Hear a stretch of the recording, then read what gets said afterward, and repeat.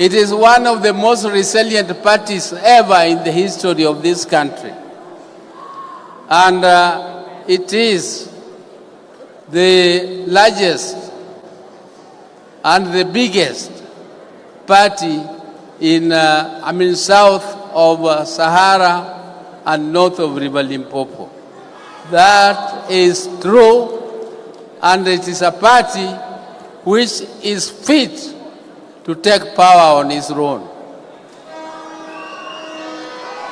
But we as a party are moving on very carefully because it is difficult for any party in this country to go it alone. That is why you have also given me another authority. Apart from electing me the party leader, you have given me authority to start negotiating with other like-minded parties, starting with our current partners in the broad-based government. And I will do it as instructed by you. I will do it with my colleagues. It is not a one-man job. It is a job which is to be done collectively. And I also want to take this opportunity to thank my colleagues, led by the party chair, Gladys Wanga, who have worked tirelessly to organize this particular convention. I was not part of the organizing team, and this team has done a wonderful job, and I congratulate them. I congratulate them. And I also now want to tell you, my colleagues, members of ODM, that this party has a history. This party has a history, and I, standing before you here, I am found a member of ODM. And it was not easy to form this party. I can tell you that we were almost being expelled by the party where we were, called NAC, because we disagreed. My brother, under the leadership of my brother, the late brother, we disagreed with the President of Kenya, Honorable Mwai Kibaki. Honorable Mwai Kibaki did not believe in devolution. And Honorable Mwai Kibaki and another team left Bomas of Kenya, where all the negotiations by Kenyans were done. And one of the first principles of our party was a parliamentary system of government. The second one was devolution. And these were the two cardinal principles of negotiations of our party. And if you people remember, the Honorable Odhiambo Mbai, who was a professor at the University of Nairobi and a specialist in devolution, was killed in the process. He was killed because he was the chair of devolution of the Technical Committee on Devolution in Bomas of Kenya.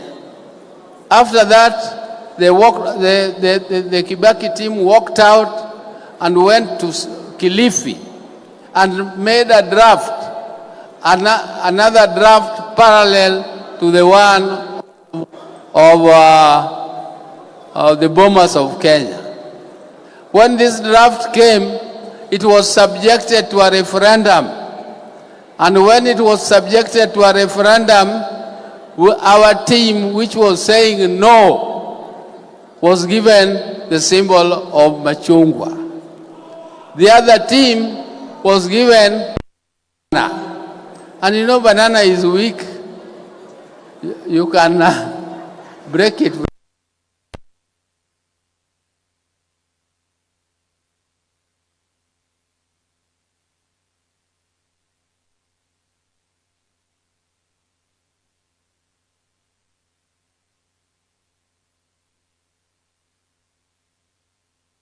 draft. All of our members of the all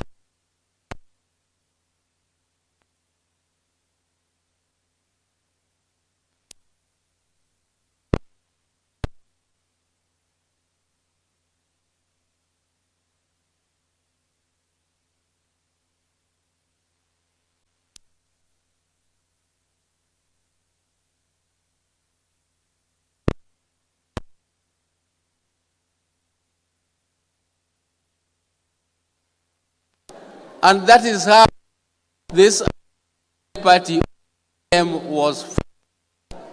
We formed it, but also with difficulties, because somebody from Meru had blocked the name ODM. So when we went to register ODM as a party, we found that the name was not available. But then, fortunately, we changed the name slightly to ODM Kenya. And I don't want to go into history how that ODM Kenya also disappeared from our hands. Those who know the Manzo and Kalonzo angle will say themselves. But then the Orange Democratic Movement was formed.